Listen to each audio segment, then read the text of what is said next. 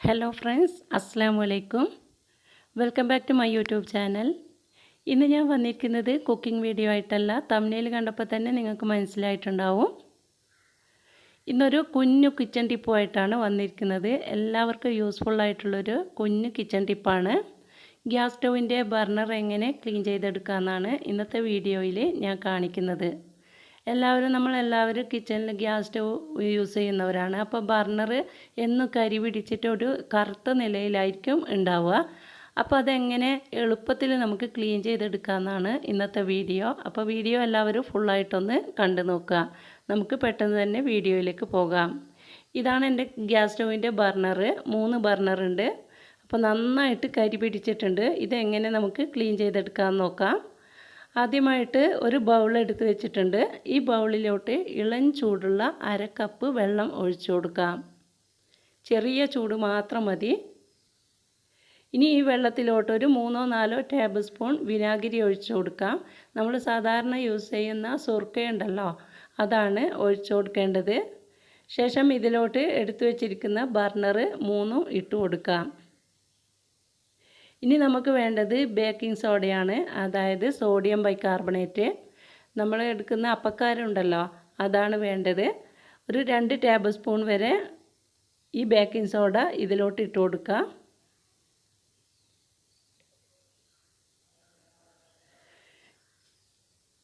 ഇതൊന്ന് ഷെയ്ക്ക് ചെയ്ത് കൊടുത്തതിന് ശേഷം നമുക്ക് അവസാനമായിട്ട് ഇതിലോട്ട് ചേർക്കേണ്ടത് ലെമണാണ്. ഒരു ലെമണിൻ്റെ പകുതിയുടെ ജ്യൂസ് കൂടി ഇതിലോട്ട് ഒഴിച്ചു കൊടുക്കാം. അതിനുശേഷം ഒരു ഓവർനൈറ്റാണ് ഞാൻ വെക്കുന്നത്. നമ്മൾ ജോലികളൊക്കെ കഴിഞ്ഞിട്ട് ഫ്രീ ആകുന്ന ടൈമിൽ രാത്രി നേരം ഇത് കുതിർത്തി വെക്കുകയാണെങ്കിൽ നമുക്കൊരു ഓവർനൈറ്റ് വെച്ചിട്ട് രാവിലെ ഇത് ഒരു സ്ക്രബ്ബർ ഉപയോഗിച്ചിട്ട് നന്നായിട്ട് ഉരച്ചു കൊടുത്താൽ മതി.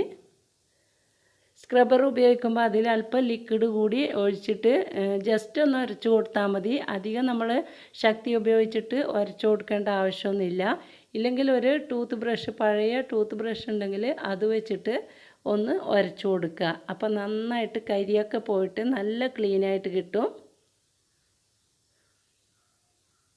അതിനുശേഷം നമുക്ക് ഈ വെള്ളത്തിലോട്ട് തന്നെ ഇത് ഇട്ട് കൊടുക്കുക.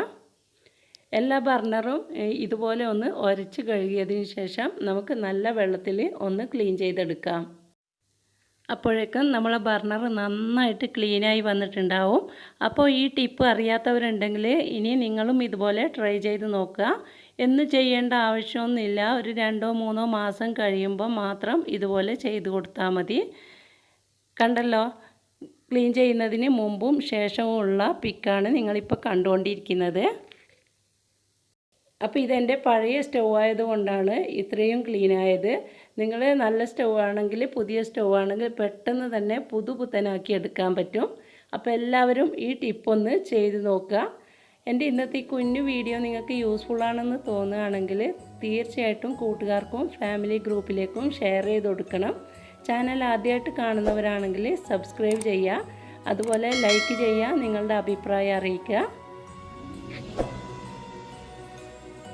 അപ്പോൾ ഇൻഷാ അല്ലാഹ് ഇനിയും കാണാം നല്ല നല്ല വീഡിയോകളുമായിട്ട്. അതുവരെ എല്ലാവർക്കും താങ്ക്സ് ഫോർ വാച്ചിങ്.